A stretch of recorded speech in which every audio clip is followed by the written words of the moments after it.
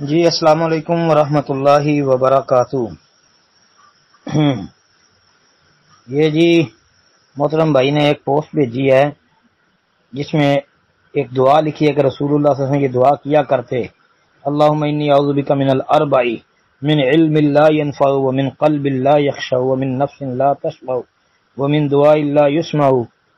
یہ کہتے ہیں جی وضاحت کریں درست ہے؟ جی بالکل صحیح ہے جی، صحیح ہے جی۔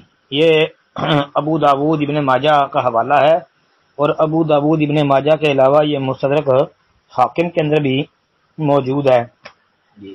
مستدرک حاکم میں یہ آپ کو مل جائے گی انشاءاللہ 1958 نمبر پر۔ پھر اس کے علاوہ امام بہقی رحمۃ اللہ علیہ کی الدعوات الکبیر کے اندر بھی یہ دیکھی جا سکتی ہے۔ ایسے ہی جو ہے اور بھی کئی کتابیں ہیں، مثلا امام طبرانی کی کتاب الدعا ہے۔ اللہ اکبر۔ اور صحیح مسلم کے اندر جو ہے نا وہ آتی ہے 2722 نمبر پر۔